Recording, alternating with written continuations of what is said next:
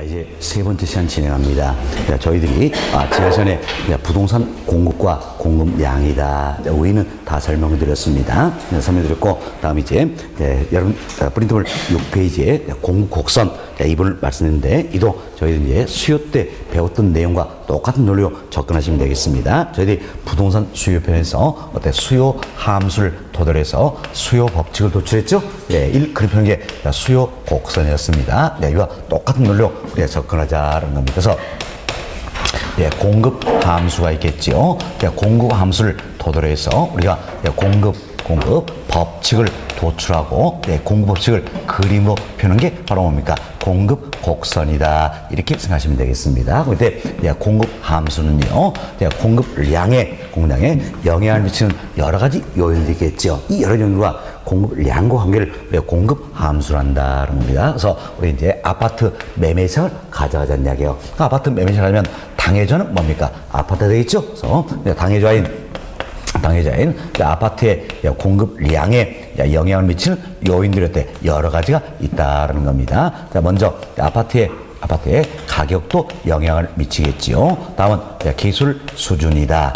자, 다음은 생산 요소의 가격도 영향을 미치겠지요. 사실 아파트를 생산하기 위해서는 기술도 필요하고 생산 요소 필요하겠죠? 생산 요소의 가격도 영향을 미치겠다. 이에도 대체제의 가격이라든지 보완제의 가격이라든지 금리, 조세, 공법상 규제의 정도, 기대감 등등 여러 요인에서 공급량 결정이 된다는 겁니다. 지금 공급량에 영향을 미치는 여러 가지 요인들과 공급량과의 함수 관계를 뭐라 표현합니까? 공급 함수다. 이렇게 표현하는 겁니다. 공급 함수다. 그럼 마찬가지예요. 자, 여기 보세요. 아파트의 공급량이다. 이 자체는 스스로 힘에 의해서 변할 수 있어요, 없어요? 없죠? 자, 이 요인들이 변해야 공급량 변한다는 이야기예요. 따라서 공급량은 뭐가 됩니까? 종속 변수가 된다. 할 수 있겠죠? 종속 변수. 반면 기술수연, 생산 가격 이들은 변할 수 있죠. 이들은 뭐가 됩니까? 독립 변수가 된다. 이렇게 보세요. 결국 수요 함수, 공급 함수에서 종속 변수가 되는 건 뭡니까? 수요량, 공급량이에요. 그냥 수요량, 공급량 이 자체가 종속 변수가 되는 것이고, 수요량이나 공급량에 영향을 미치는 여러 요인들은 다 어디 합니까? 독립 변수가 된다. 이렇게 생각하시면 되겠습니다. 그럼 절대 실수하지 않을 거예요. 자, 수요 함수나 공급 함수에서 종속 변수가 되는 건 뭡니까? 수요량, 공급량이라는 이야기예요. 그리고 여기에 영향을 미치는 여러 가지 요인들은 모두가 뭐가 되는 거예요? 독립 변수가 된다. 이렇게 보시면 되겠습니다. 다음은 여기서 이제 이처럼 아파트 공급량에도 영향을 미치는 요인들이 여러 가지가 있다는 이야기예요. 따라서 하나의 법칙을 도출하는 게 쉬운 일은 아니라는 이야기예요. 그래서 우리 역시 가정을 합니다. 그런데 아파트 공급량에는 오로지 아파트의 가격만이 영향을 미친다. 이렇게 가정하는 겁니다. 그럼 사실 여기는 기술 수연, 생산소 가격이다. 일도 사실 공급량에 영향을 미치잖아요. 그렇지만 이들은 일정하다. 이렇게 가정을 해본 겁니다. 이들은 일자 가정하에서 결국은 아파트의 공급량에는 오로지 아파트 가격만 영향을 미친다. 이렇게 가정하고 출발하는 겁니다. 결국 당해자와의 공급량에는 당해자와의 가격만이 영향을 미친다는 겁니다. 그래서 우리는 이제 당해자와의 가격과 공급량 사이의 관계를 살펴보자는 겁니다. 처음 당해자와의 가격과 공급량 사이의 관계를 살펴보자는 이야기예요. 가격이 상승합니다. 상승하면 공급량은 증가 감소가 판단이 되겠죠. 이때는 누구 입장입니까? 판매자, 공급자 입장이라는 이야기예요. 자, 보세요. 이제 공급자 입장에서는 가격이 상승할수록 이윤이 그만큼 더 많이 남겠죠. 왜? 원가는 똑같이 들었다는 이야기예요. 다른 다 일자가 다르잖아요. 똑같은 원가로 물건 만나면 더 비싼 가격에 팔 수 있으니까 이는 이윤이 더 많이 납니다. 당연히 공급량은 증가합니까? 감소합니까? 증가한다는 이야기죠. 다음, 가격이 하락할수록 더 많이 팔겠어요? 적게 팔겠어요? 적게 판다. 이윤이 적게 남기 때문이죠? 적게 판다라는 이야기. 이처럼 다른 조건은 일자다 가정하에서 가격이 상승하면 공급량은 증가하고 가격이 하락하면 공급량은 감소한다. 참 가격과 공급사는 비례 관계에 있다는 이야기. 이것은 경제 원칙을 우리가 뭐라 합니까? 공급 법칙이라 한다는 겁니다. 이 공급 법칙을 그림으로 표현한 게 바로 뭡니까? 공급 곡선이 되겠다는 거죠. 그리고 공급 곡선에서는 공급 법칙을 그림으로 나타낸 거예요. 그리고 가격과 가격과 공급량 사이로 어때? 비례 관계에 있다. 이걸 그림으로 나타낸 것이다. 이렇게 생각하시면 되겠습니다. 자, 그럼 우리 이제 공곡선을 한번 그려보도록 하겠습니다.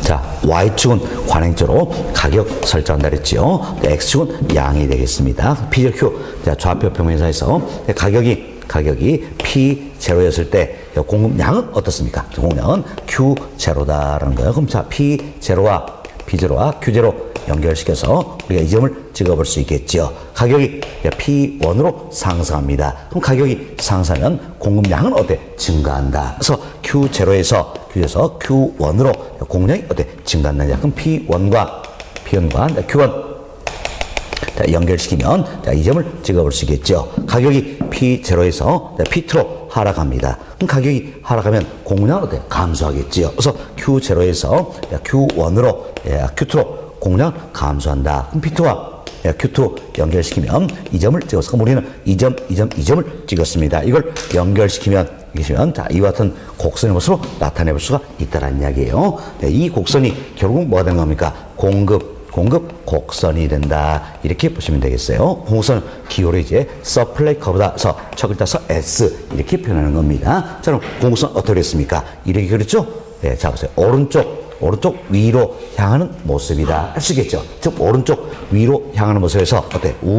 우상향하는 모습이다. 이렇게 보시면 되겠어요. 우상향한다라는 겁니다. 자, 오른쪽 위로 향한다. 그래서 우상향한다라는 겁니다. 그럼 참 공급선이 우상향하는 건 결국 뭐 때문입니까? 공급 법칙을 그림으로 나타냈기 때문이다. 그래서 가격과 공급량 사이에 비례 관계에 있다. 이걸 그림으로 나타냈기 때문에 우상향하게 된다. 이렇게 보시면 되겠습니다. 자, 이렇게 해서 저희들이 이제 공급 함수를 토대로 해서 공급 법칙을 도출했고 그림으로 나타낸 게 뭡니까? 공급 곡선이다. 여기까지 설명 다 드렸어요. 자, 이 내용이 여러분 프린트물 양고래 1번 공급 함수, 양고래 2번 공급 법칙, 양고래 3번 공곡선 여기까지 지금 나와 있는 내용이에요. 설명드렸고 양고래 4번 보세요. 4번 개별 생산자들 각각의 공곡선을 뭐라 합니까? 개별 공곡선 이렇게 변하겠죠. 이런 개별 공곡선을 어떻게 합합니까? 역시 수평으로 합한다는 이야기예요. 수평으로 합해서 도출된 게 뭐라고 합니까? 시장 공곡선이다. 할 수 있겠죠. 따라서 시장 공곡선의 기울기는 어때? 개별 공곡선의 기울기보다 완만하게 되겠죠? 완만하다. 이렇게 이해하시면 되겠습니다. 자, 다음 여기 봅시다. 이제 저희들이 일반적으로 공급선에 결국 뭘 합니까?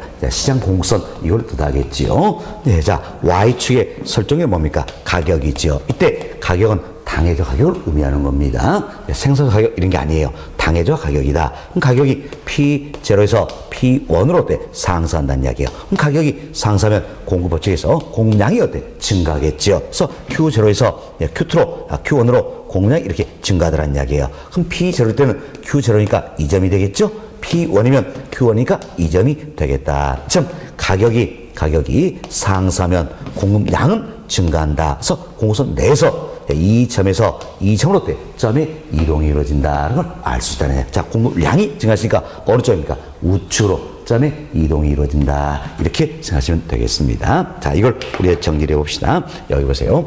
Y축의 설정은 당해저하의 가격이 변합니다. 가격이 변하면 이제 뭐가 변합니까? 공급량이 변한다. 할 수 있겠죠. 지금 가격이 상승하니까 공급량 증가했죠?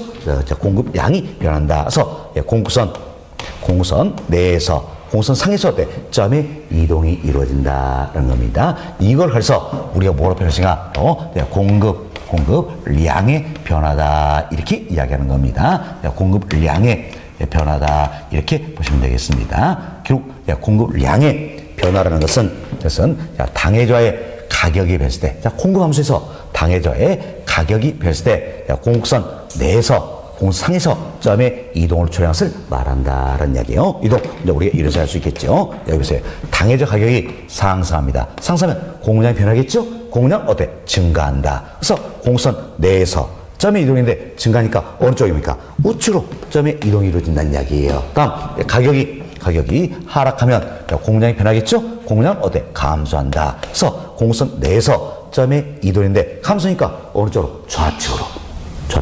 결국은 가격이 상승하면 공급량은 증가하고 가격이 하락하면 공급량은 감소한다. 이것은 어때? 공급 법칙을 설명하는 개념이 바로 뭡니까? 공급량의 변화가 된다. 이렇게 보시면 되겠습니다. 역시 용어 정리 잘 하셔야 되는 겁니다. 보세요. 자, 공급량의 변화는 뭘 뜻합니까? 공급 함수에서 당해자와의 가격이 변해서 공급선 내에서 점의 이동을 초래한 것을 말한다는 겁니다. 그럼 공급량의 변화를 가진 요인은 뭡니까? 공급 함수에서 뭐가 변했을 때?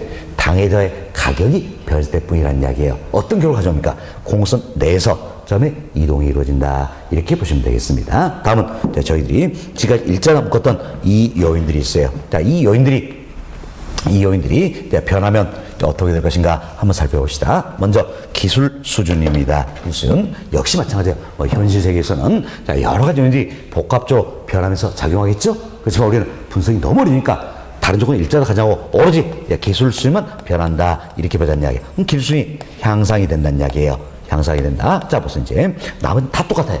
팔 가격도 P0 똑같다는 이야기예요. 또한데 오로지 기술만 향상이 되느냐. 그럼 과거에는 이만큼 생산해서 어때? 팔고자 했죠. 이만큼 생산하고 있는데 기술이 향상되면 생산해서 팔고자 이보다 더 많아지겠죠. 더 많아진다. 똑같은 P0는 가격이라도 더 많아진다는 이야기. 다음 P1이란 가격이라 할지라도 과거에는 이만큼 생산해서 팔고자 했어요. 기술이 향상되면 생산해서 파느냐 이보다 더 많아지겠죠? 이 점을 찍어서 그럼 이 점을 연결시키면 자, 우리는 이제 이와 같은 공선 나타내 볼 수가 있다는 이야기예요. 자, 보세요.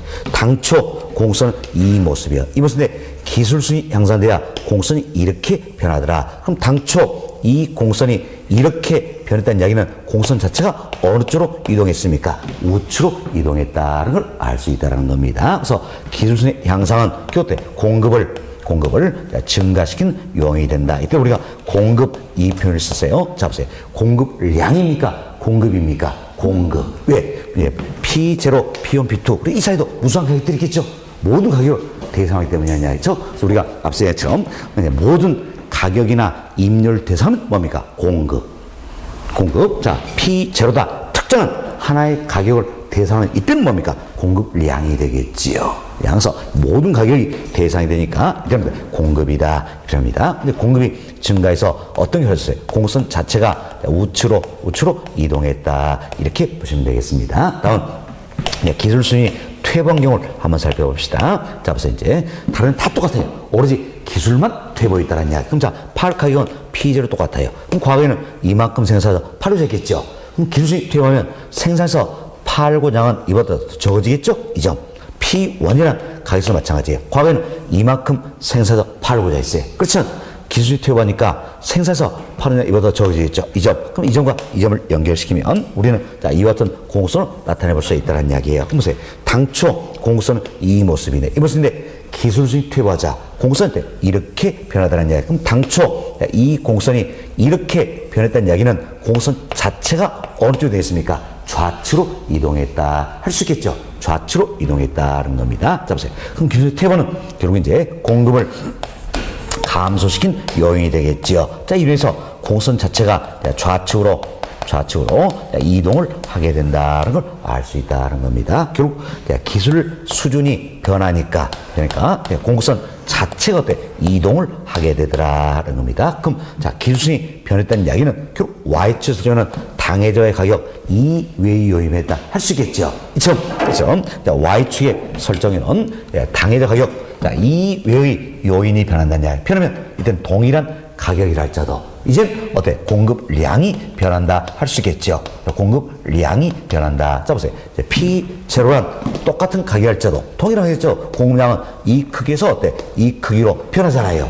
동일한 가격에서 공급량이 변하기 때문에 결국 어때? 공급선 자체가 이동하게 된다. 그래서 공급이 증가하면 어느 쪽입니까? 우측으로 이동하겠고 공급이 감소하면 좌측으로 이동하게 된다. 이렇게 생각하시면 되겠습니다. 그래서 이를 가려서 우리가 뭐라고 하신가? 바로 공급이 변한다 해서 공급의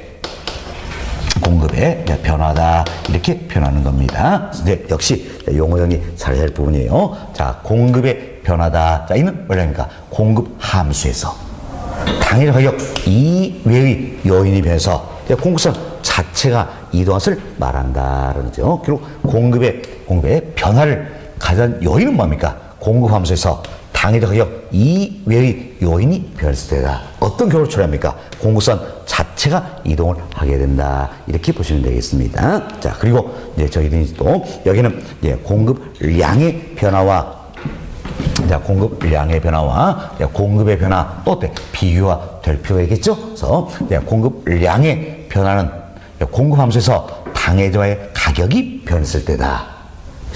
어떤 걸 가져옵니까? 공급선 내에서 점의 이동을 초래한다는 이야기예요. 그러면 공급의 변화라는 것은 공급 함수에서 당해자 가격 이외의 요인이 변한 경우다. 그래서 공급선 자체 이동을 초래한다는 겁니다. 다음 공급량의 변화 요인과 공급의 변화에 비교할 수 있어야겠죠. 어려운 거 아닙니다. 뭘 찾자? 당해자와 이걸 빨리 찾자냐 해서 당해자의 가격이 변, 자, 공급 함수에서 당해자의 가격이 변하면 어디 합니까? 공급량의 변화 요인이지요.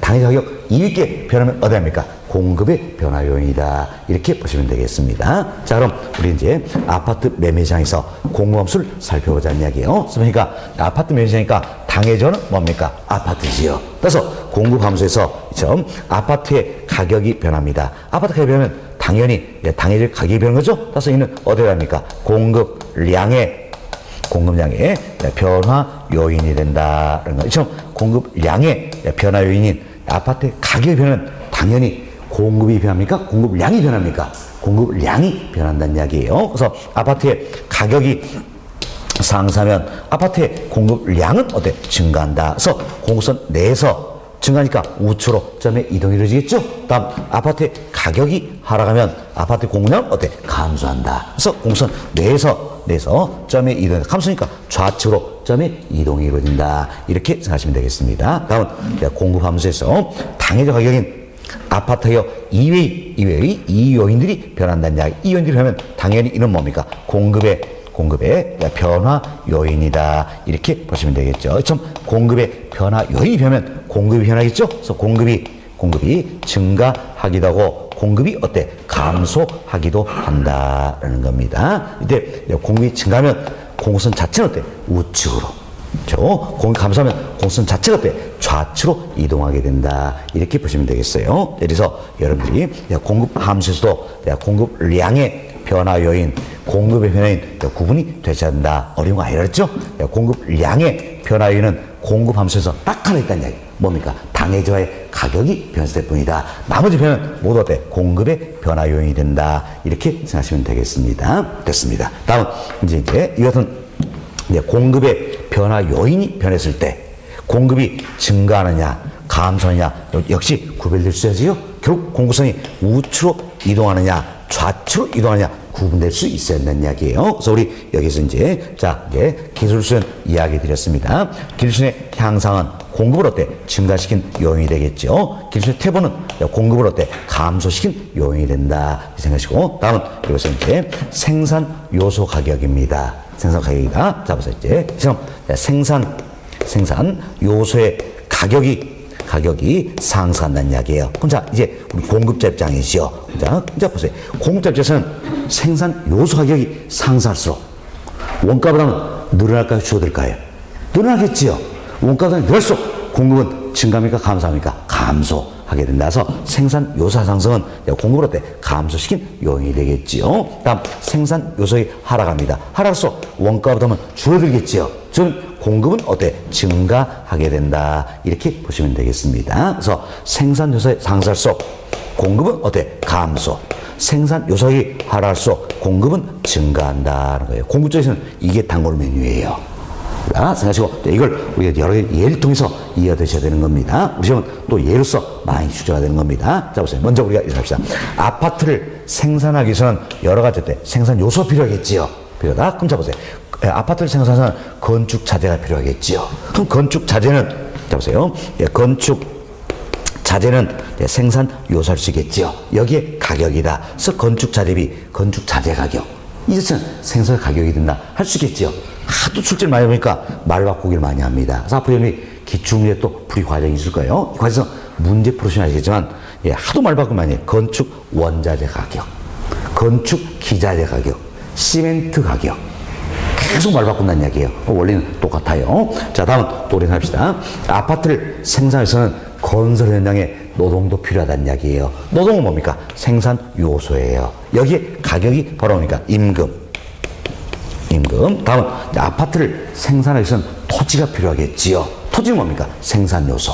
여기에 가격이니까 토지 가격이다. 이렇게 보시면 되겠어요. 뭐 등등 있겠죠. 근데 무슨 이제 뭐 건축 자재비가 상승하거나 건설 현장 노동자의 임금이 상승하거나 아파트를 짓기 위한 토지 가격이 상승한다는 이야기예요. 모두가 어떻습니까? 생산 요소 가격을 상승시킨 요인들이죠.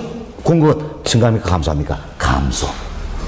그래서 이제 시간 쪽에서 여러분이 이런 생각하세요. 건축 자재비가 상승할수록 건설 노동자의 임금이 상승할수록 아파트 짓기 위한 토지 가격이 상승할수록 공급자 입장에서는 원가 부담은 증가한다, 감소한다, 증가한다. 원가 부담이 늘어나니까 당연히 어떻습니까? 공급은 증가합니까? 감소합니까? 감소한다. 바로 이 생각하시면 되겠습니다. 다음은 건축 자재비가 하락한다는 이야기예요. 또는 건설 노동자의 임금이 하락한다. 아파트를 짓기 위한 토지 가격이 하락한다는 이야기. 그럼 이때는 원가 부담이 줄어들겠죠? 원가 부담이 줄어드니까 당연히 이때는 어떻습니까? 공급은 증가한다. 이렇게 생각하셔서 여러분들이 지문 보시면서 자, 공급자 입장에서 원가 부담이 늘어나면 어때요? 공급을 감소시킨 요인이 되겠고 원가 부담이 줄어들면 어때요? 공급을 증가시킨 요인이 된다. 이렇게 생각하시면 되겠습니다. 아시겠죠? 이렇게 구분하시면 되겠어요. 자, 다음은 여기 보시죠. 이제 대체 가격, 보완제 가격이다 나오는데 자, 이 부분이 아참 어떻습니까? 우리 멘탈을 완전히 붕괴시키는 부분입니다. 그래서 저희들이 3, 4과에서는 의도적으로 이 부분 안 했어요. 안 하고 수요 쪽만 정확히 기억하자 이렇게 말씀해서 3, 4과정을 진행을 했습니다. 그런데 이제 올해는 한 번쯤은 이야기를 해야 됩니다. 해야 되는데 지금부터 말씀드리겠지만 이제 대체 가격, 보완제 가격 이 관련된 부분이 공급 쪽에서 관련이 어렵다 판단하면 포기하세요. 이것이 포기하고 수요 쪽만 정확히 기억하자는 이야기예요. 기억하자. 왜? 우리 시험은 주어 때 수요 쪽 이걸 중심으로 많이 출제가 됩니다. 공급 2월선 아직까지 출제가 안 되었어요. 혹시 모르니까 말씀을 드리는 겁니다. 아시겠죠? 그래서 저한테는 이거 포기하고 수요 쪽이라도 우리가 여기서 말씀드리는 수요 이 관련된 부분이라도 정확히 기억하시라는 이야기예요. 자, 그럼 우리가 이제 공급 쪽 이야기를 드립니다. 역시 마찬가지. 여러분들이 이제 대체제, 보완제, 재화 성격을 잘 이해하셔야 되는 겁니다. 자, 먼저 대체제입니다. 자, 대체제는 대체가 가능한 두 자를 말하는 거지요. 그럼 대체가 가능하기 때문에 우리가 얘기했어요. 수요자 입장에서는 어느 거 사야 된다 그랬죠. 그럼 뭘 삽니까? 싼 거 산다. 그럼 싼 거 사면 나머지는 사요, 안 사요? 안 사죠. 이게 대체라는 이야기야. 그럼 잡으세요. 이제 공급자 입장이에요. 공급자 입장에서 대체가 가능하다는 이야기예요. 그럼 대체가 가능하기 때문에 어느 거 만들어 팔아도 좋다는 이야기예요. 그럼 공급자 입장에서는 뭘 만들어 팔까요? 비싼 거 만들어 팔겠죠. 왜 나머지 단적하니까. 그 이윤이 더 많이 남잖아요. 비싼 거 만들어 판다. 한쪽 만들어 팔면 나머지는 만들어서 팔 필요 있어요, 없어요? 없다라는 겁니다. 이게 대체제예요. 다음 보완제입니다. 보완제는 상호 결합 관계에 있는 두 자를 말한다 했어요. 그래서 결합이 되기 때문에 수요자 입장에서는 한쪽 사면 나머지도 사야 되고 한쪽 안 사면 나머지 살 필요 없다 그랬죠? 공급자도 마찬가지예요. 결합이 됐으니까 한쪽 팔면 나머지도 팔아야 되겠죠. 같이 팔아야 돼. 결합이 됐으니까 한쪽 안 팔면 나머지 팔 필요 있어요, 없어요? 없다. 이 생각을 하시면 되겠습니다. 이걸 생각하시고 접근하시면 그것도 수월할 겁니다. 그럼 자, 여기 보세요. 이제 먼저 우리 대체제입니다. 자, 대체제 가격이 변했을 때 이제 당해자의 공급이 어떻게 변할 것인가 이걸 따져보자라는 겁니다. 자, 역시 우리는 가정합니다. 이제 아파트와 당해자는 아파트고요. 빌라는 대체형인 재화다. 이렇게 생각하자는 이야기예요. 이때 빌라의 가격이 상승합니다. 그럼 빌라의 가격이 상승해서 공급자 입장에서는 빌라가 더 비싸 생각되겠죠. 그럼 빌라 만들어 팔리겠죠. 그럼 빌라가 상승하면 빌라의 공급량은 늘어나는 거 아니에요. 그렇죠? 그럼 자, 아파트는 공급하겠다, 안 하겠다? 안 하겠다. 공급을 감소시킨 요인이 되겠지요. 다음 빌라의 가격이 하락할수록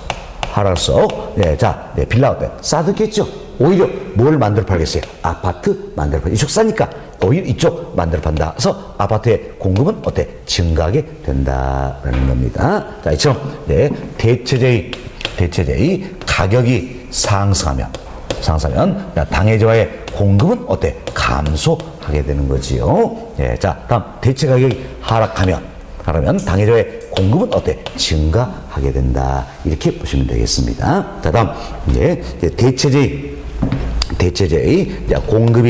공급이 변했을 때 당해자의 공급의 어떤 영향을 미치는가 이걸 살펴보자라는 이야기예요. 누구 입장입니까? 공급자 입장이에요.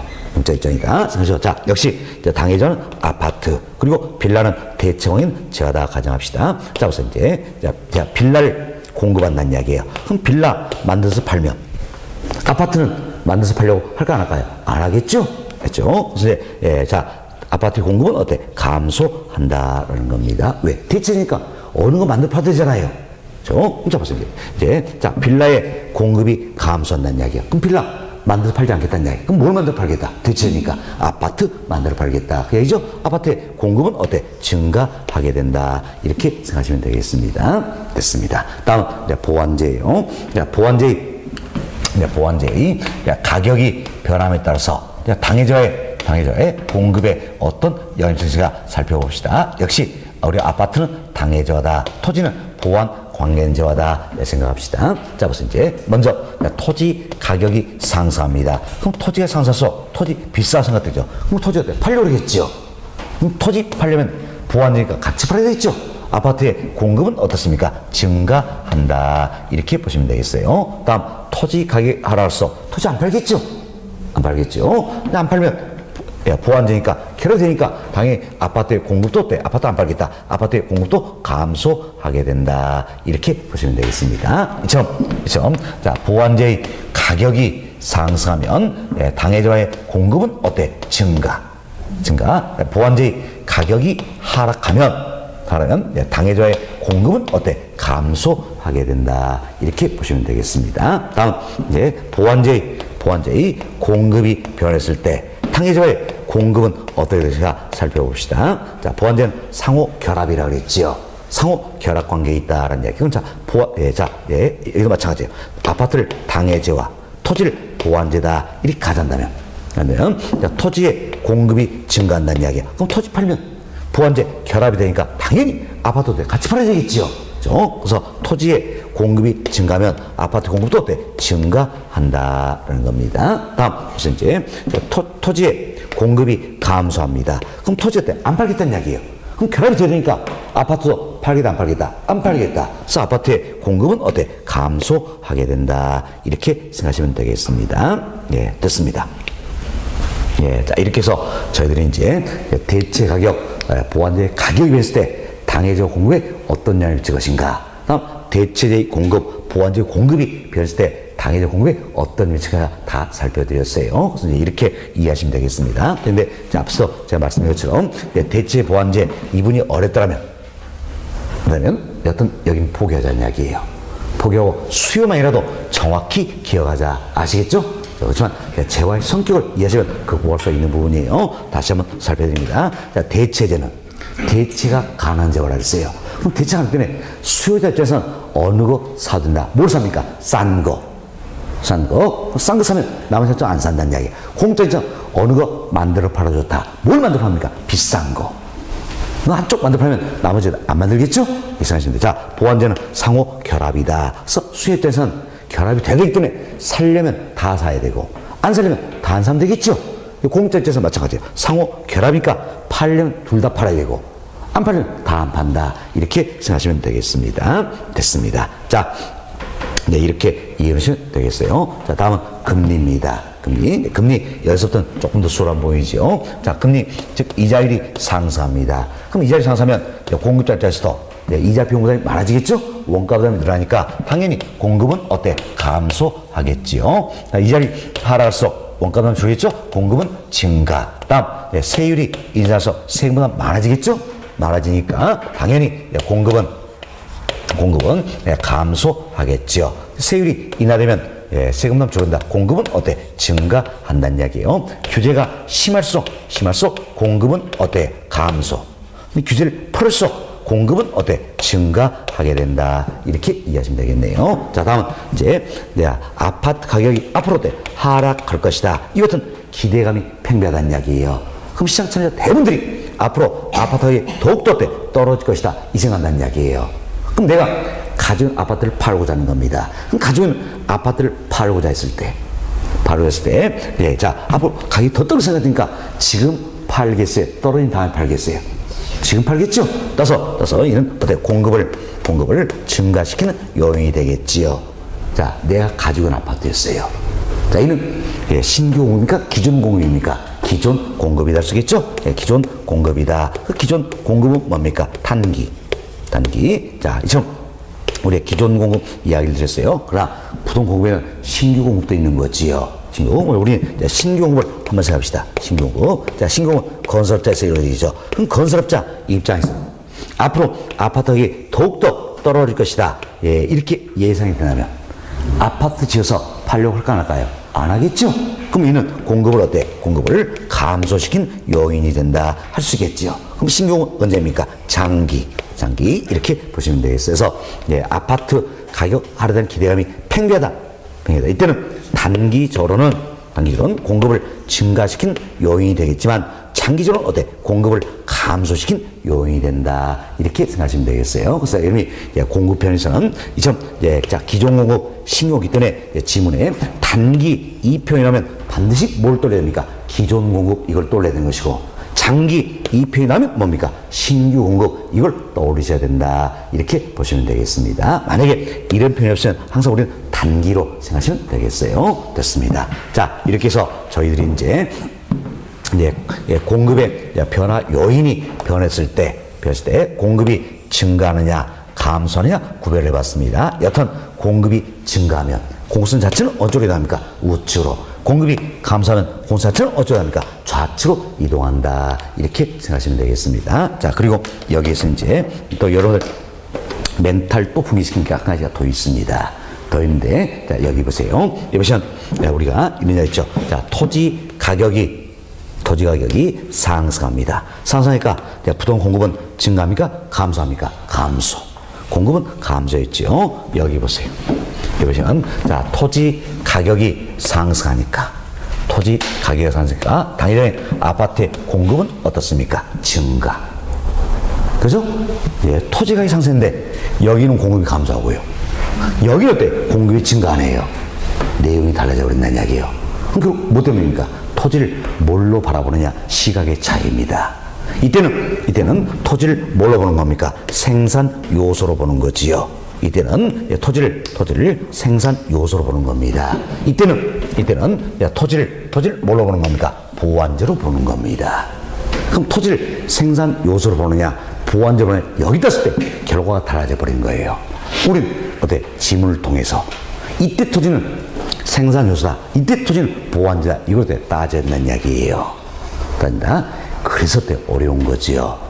그래서 저 나름대로 이런 부분에서 분석을 좀 나왔어요. 분석을 해봤는데 기출문제는 학교는 이 과목이에요. 저 이상 더 많이 분석한 사람 없을 겁니다. 저는 자신합니다. 전국적으로 봤을 때 저보다 더 많이 기출 분석한 사람 없을 거예요.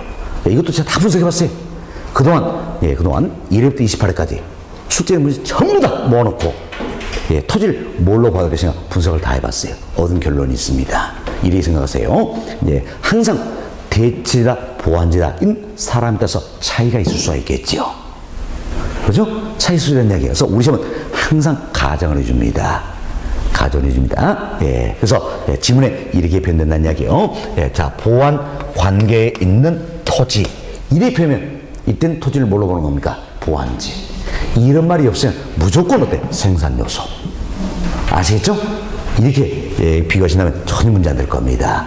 문제 안 된다. 생각하시고. 그리고 또 참고로 보세요. 이처럼 토지를 보완제로 바라본다는 이야기예요. 이렇게 해서 출제된 문제는 극히 일부분이에요. 대부분의 지금까지 우리 시험 기출문제 본다면 토지를 뭘로 보고 있다? 생산 요소. 아시겠죠? 그래서 여러분이 혹시 모르니까 드리는 말씀인데, 보완 관계에 있는 이 말이 들어가면 이때 토지를 뭘로 보자? 보완제. 그럼 이런 말이 없으면 무조건 토지를 뭘로 보자? 생산 요소. 아시겠죠? 그럼 확실히 이 부분도 정리가 될 겁니다. 자, 이렇게 해서 말씀을 드렸고요. 자, 다음은 여기 보세요. 이제 저희들이 지금까지 이제 자, 수요함수, 자, 1토대로해서 수요량의 변화 요인과 수요의 변화 요인 설명을 다 드렸습니다. 다음 공급함수 1토대로해서 공급량의 변화 요인과 공급의 변화 요인 다 구분해서 이야기 드렸어요. 여튼 수요량의 변화 요인이나 공급량의 변화 요인은 딱 하나 있는 거죠. 수요함수에서 당해자의 가격이 변했을 때다. 공급함수에서 당해자의 가격이 변했을 때다라는 겁니다. 다음은 이제 우리가 얘기하는 수요의 변화 요인과 공급의 변화 요인 이걸 구별할 필요가 있다는 이야기예요. 그런데 잘 보세요. 수요함수에서 인구, 소득, 기여도 이분이 들어있지요. 자, 이분들은 공급함수에는 들어있어요, 안 들어있어요?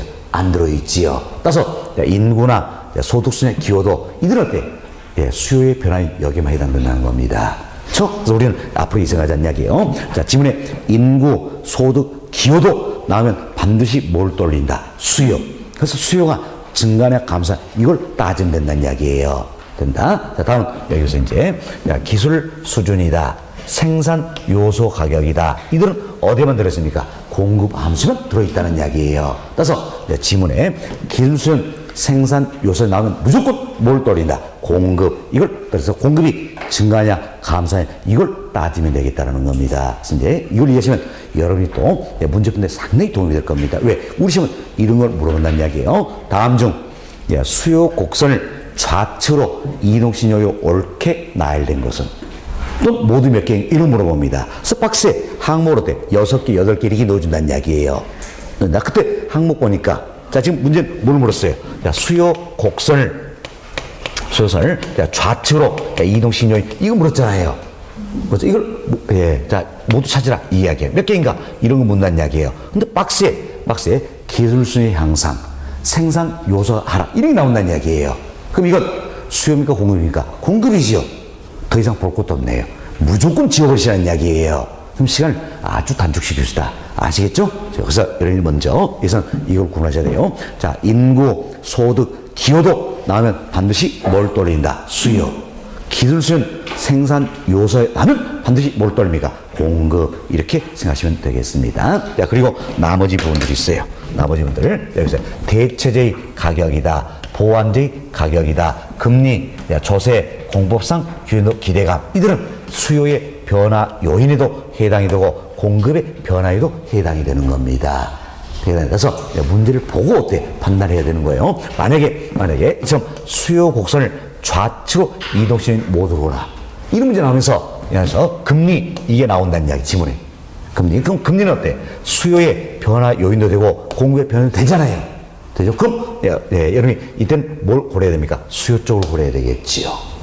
그죠? 수요 근다. 만약에 공곡선을 우측 이동신이 묶고 있어요.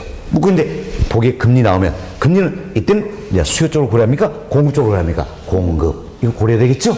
고려한다. 이렇게 생각하시면 되겠어요. 그래서 대체 가격, 보완제 가격, 금리, 조세, 규제, 기대감 이들은 준 조건을 보셔서 수요 쪽이냐 공급 쪽이냐 이걸 판단을 해야 된다는 겁니다. 그리고 또 이제 아예 논란 소지를 없애기 위해서 이렇게 표현해서 문제를 출제하는 경우도 있습니다. 소비에 있어서 이렇게 질문이 나온다는 이야기예요. 그럼 당연히 소비에 있어서 이렇게 되면 수요와 공급 어느 쪽을 고려하라는 이야기예요.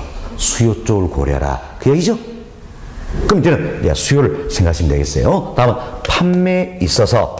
판매에 있어서 이렇게 표현이 나옵니다. 그럼 이제는 어느 쪽을 고려하는 이야기예요? 공급 쪽을 고려하라 이런 뜻이다. 아시겠죠? 이렇게 해서 판단하시면 되겠습니다. 됐습니다. 그런데 문제 풀면서 더 이야기 드려 있고 여하튼 자 인구, 소득, 기여도 나오면 뭘 돌립니까?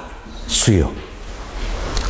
다음 생산 요소가격 기술이 나오면 뭡니까? 공급이다. 이렇게 생각하시면 되겠습니다. 됐습니다. 자, 이렇게 해서 세 번째 챕터 공급량의 변화, 공급량 이부까지 다 말씀을 드렸어요. 방금 말씀 내용이 여러분 프린트물 7페이지 보충 박스에 나와 있는 내용이었죠? 여기까지 다 말씀드렸고, 다음 네 번째 챕터로 넘어갑니다.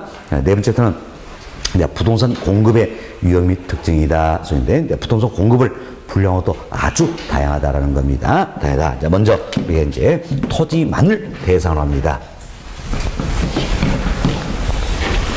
자, 토지만을 대상으로 해서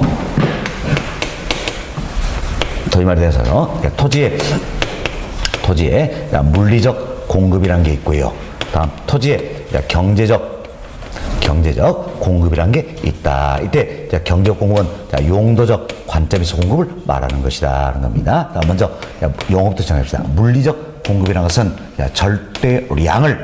절대량을 늘리는 걸 말한다는 이야기예요. 다음 경제적 공급은 이용도를 향상시킨 것을 말한다. 결국 이용의 전환이다. 이렇게 보시면 되겠습니다. 자, 오늘 토지만을 대상한다 했습니다. 토지 한번 생각해보자니 토지는 물리적으로 우리 절대량을 늘릴 수 있어요, 없어요?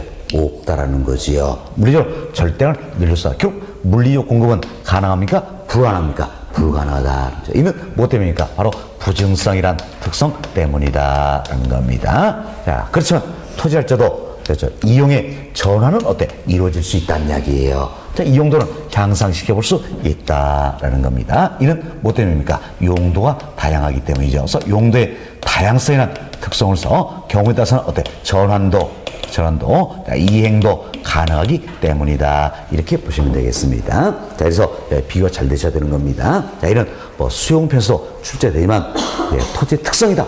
여기서 또 출제가 자주 되는 그 어떤 부분들이에요. 자, 그래서 이제 토지는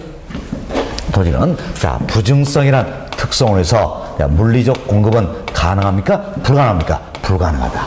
그렇지만 용도의 다양성이란 특성에서 경제적 공급, 즉 용도적 관점에서 공급은 어때? 가능하다. 이렇게 비교되셔야 되는 거예요. 자, 최근에 이런 점이 나왔죠. 자, 부증성이란 특성으로 인하여 토지의 물리적 공급과 용도적 공급이 불가능하게 된다. OX, X. 잘못됐죠? 부증성. 여기서 물리적 공급 불가능하잖아요.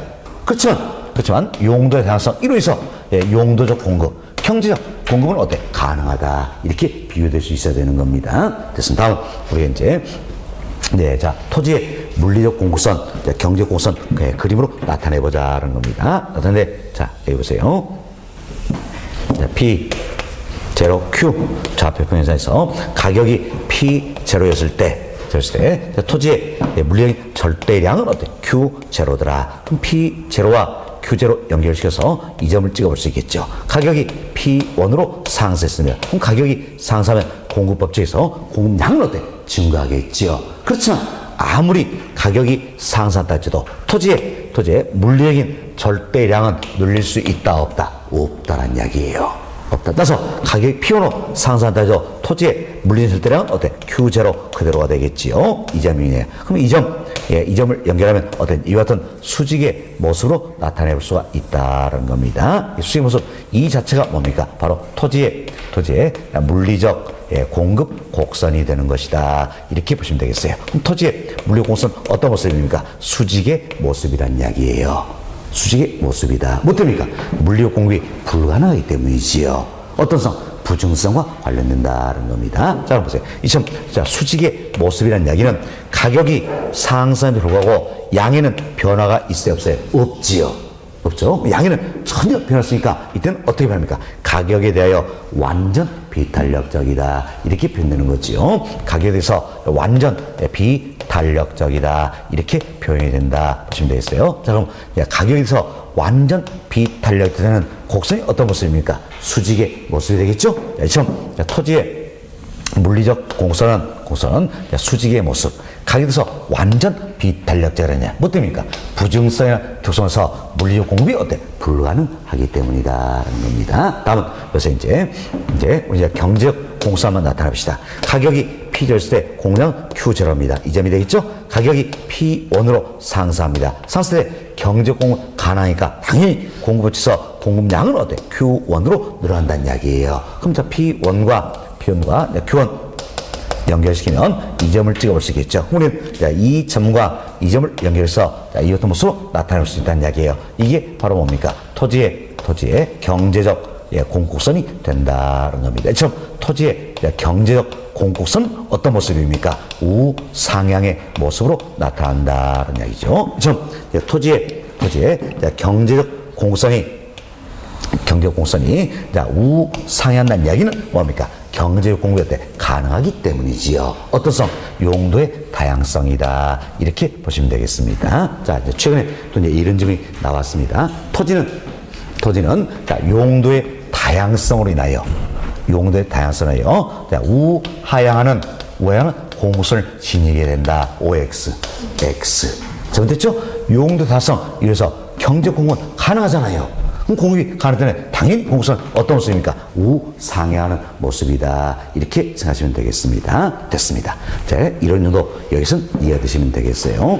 자, 그리고 이제 우리가 부동 공급을 신규 공급과 기존 공급으로 나눠볼 수 있겠지요. 이번 설명 다 드렸고요. 다음은 부동 공급을 단기 공급과 장기 공급으로 나눠볼 수 있다. 이분도 설명 다 드렸어요. 다만 우리가 이제서 단기 공선, 장기 공선 이걸 한번 그려보자라는 겁니다. 여기서요. 네, P 제로 Q 좌표 보면서 가격이 P 제로였을 때 공장은 어때? Q 제로다라는 겁니다. 그래서 이제 P 제로와 Q 제로 연결하면 이 점이 되겠죠. 가격이 P1으로 상승했습니다. 가격이 상승하면 자 보세요. 이제 가격이 상승하면 공급 법칙에서 당연히 공급량은 어떻습니까? 증가하겠죠. 이 공급량이 증가하는데 자, 이만큼 증가하느냐, 이만큼 증가하냐, 이 차이가 있을 수가 있다는 이야기예요. 자, 그럼 보세요. 이제 우리가 가격이 상승하면 공급량은 증가하더라도 단기적으로 더 많이 증가할까요? 장기적으로 더 많이 증가할까요? 장기. 왜? 장기는 신규 공급도 가능하기 때문이지요. 자, 그럼 우리가 이 내용을 생각하시면서 이렇게 보자는 이야기예요. 가격이 P0에서 P1으로 상승하자. 공급량은 Q0에서 Q1으로 어때? 증가하더라. 이만큼 증가하더라는 이야기예요. 그럼 P1과 Q1 연결해서 이 점 찍을 수 있겠죠. 그럼 이 점과 이 점을 연결해서 이렇게 썼다. 우리가 1번 공선 그려볼 수가 있다는 이야기예요. 다음은 가격이 똑같이 P0에서 P1 상승했어요. 그렇지만 공급량은 Q0에서 Q2 이렇게 증가하더라는 이야기예요. Q2 자 이렇게 증가하더라. 그럼 어떤지 P1과 Q2 연결해서 이 점 찍어볼 수 있겠죠? 당초 이점과 이 점을 연결하면 이와 같은 공선 나타낼 수 있겠네요. 이게 이제 2번 공선이다. 이렇게 생각하는 이야기예요. 그럼 자, 하나는 우리 상대에 비교했을 때 단기 공선, 하나는 장기 공선이다. 표현할 수 있겠죠? 뭐 둘 중에 자, 이제 장기 공선은 1번이 될까요? 2번이 될까요? 2번이 되겠지요. 우리 앞서 설명했어요. 가격이 상승하면 공급량은 증가하는데 단기, 장기 비교한다면 장기 어때? 더 많이 증가한다 그랬죠? 장기에. 그럼 자, 가격이 상승했을 때 더 많이 증가하는 게 뭡니까? 장기. 이처럼 장기일수록 공급 양이 더 많이 변한다는 이야기예요. 양이 많이 변하니까 상대적으로 장기 공선은 단기 공선에 비해서 기울기 형사도 어떻습니까? 완만해지지요.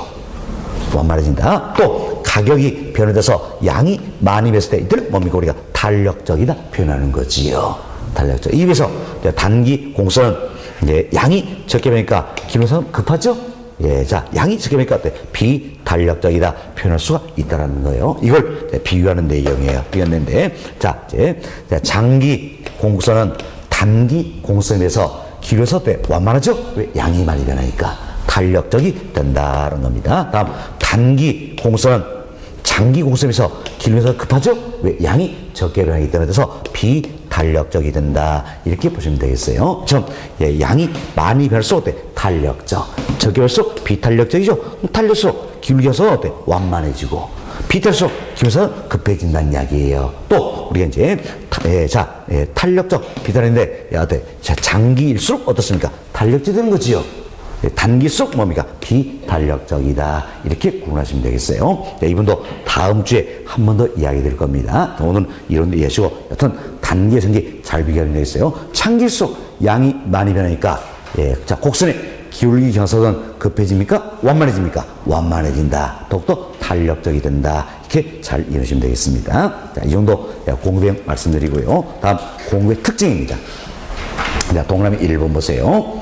동그라미 부동산의 부증성, 개별성의 특성은 공급을 비탄력적이고 독점적으로 만드는 성질이 있다는데 사실 부증성 이론에서 물리적 공급 불가능하죠? 그래서 완전 비탄력적이 되는 거지요. 완전 비탄력이면 탄력적입니까? 탄력적이 못한 겁니까? 탄력적이 못하다. 이러면서 학자들한테 그냥 비탄력적 이렇게 표현해 버리는 겁니다. 다음 개별성. 모두가 다르다는 이야기예요. 아직 넘기자고 안 했어요. 예, 모두 다 다르다는 이야기예요. 모두 다 다르기 때문에 이제 가격이 상승에 불과하고 예, 양이 많이 증가할 수 있어요, 없어요? 없죠. 없죠. 탄력적이 못하다는 이야기예요. 못하다. 자, 이렇게 생각하시면 되겠어요. 다음 이제 또 이분입니다. 아직 또 넘기자는 이야기 안 했습니다. 예, 그런데 자, 다음 개별성입니다. 모두가 다르기 때문에 내가 공급하는 건 독점입니까? 비독점이 되는 겁니까? 독점. 모두 다 다르기 때문에 내가 공급하는 독점이 된다. 우리 지금 여기를 말 바꾸게 한 거예요. 그래서 제가 넘기라고 이야기 안 했다. 계속 이야기한 겁니다. 그죠? 자, 지문 다시 한번 봐보세요. 동그라미 1번. 부동산의 부정성, 개별성의 특성은 부동산 공급을 어때?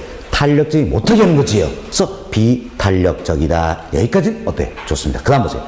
독점적으로 만든 성이다. 독점적 여기에 동그라미 쳐주세요. 이걸 무시하면 어때? 비독점적 이렇게 말 바꾸기를 했다는 거예요. 아차는 예, 이런 거 못 찾아냅니다. 그렇죠? 그래서 여러분이 아예 이래서 하세요. 자, 이제 개별성 모두가 다 다르다는 이야기예요. 모두가 다 다르기 때문에 내가 공급하는 건 독점이 될 수 있어요, 없어요? 있죠. 그래서 독점적으로 만든다. 이렇게 생각하시는 이야기예요. 아시겠죠? 예, 됐습니다. 자, 이제 넘기셔도 되는 겁니다.